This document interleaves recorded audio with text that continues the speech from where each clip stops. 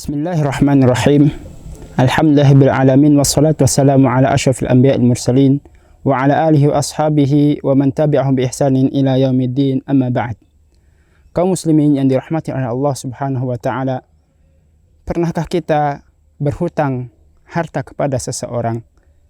Bagaimana perasaan kita ketika hutang itu bisa kita bayarkan atau kita tunaikan kepada mereka? Pastinya perasaan senang akan berada memenuhi rongga dada kita. Namun, ada satu hutang yang ketika hutang tersebut terbayarkan atau tertunaikan pada diri kita ataupun dibayarkan oleh keluarga kita, maka dada kita penuh dengan sesak. Kita sedih. Hutang apakah itu? Tidak lain, itu adalah hutang zina. Sebagaimana dikisahkan seorang pemuda ketika dia ingin bersafar.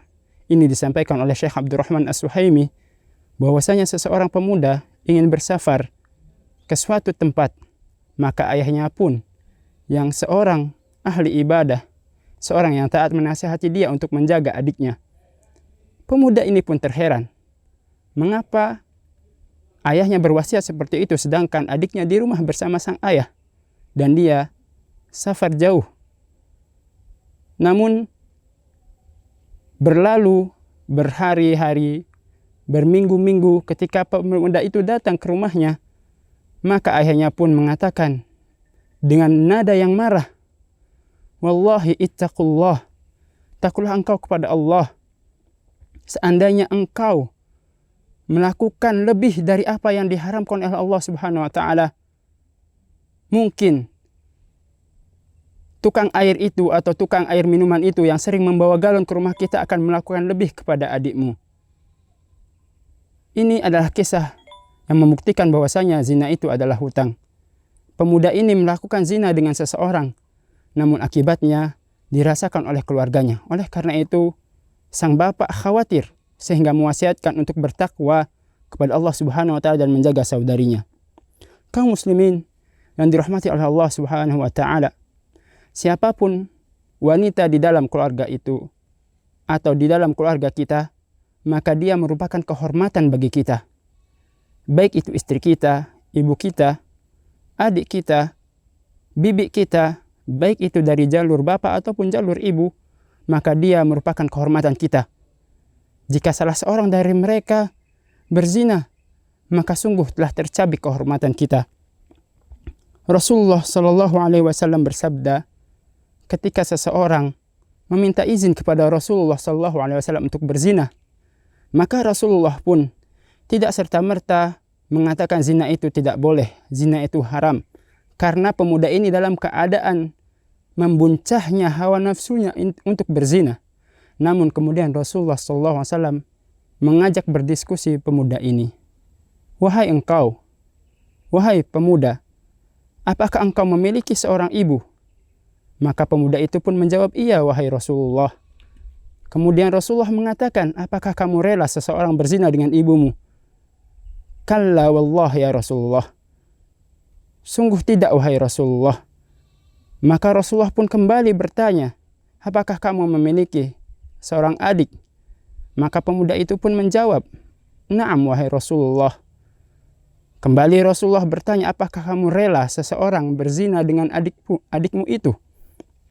Maka pemuda itu pun terus menjawab, la wallah ya Rasulullah. Demi Allah tidak wahai Rasulullah. Dan kemudian ditanyakan terus, apakah engkau memiliki seorang bibi? Apakah engkau memiliki seorang istri ataupun yang lainnya? Maka pemuda pun menjawab bahwasanya dia tidak rela seseorang berzina dengan seluruh anggota keluarganya. Maka Rasulullah pun mendoakan pemuda itu agar dibersihkan jiwanya.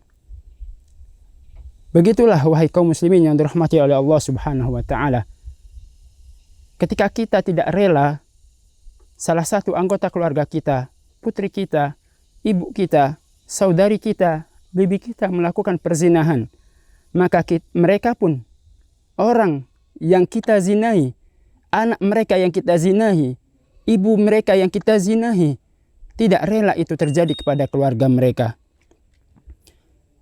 Pada akhir sesen ini saya akan membacakan syair dari Imam Syafi'i rahimahullahu ta'ala.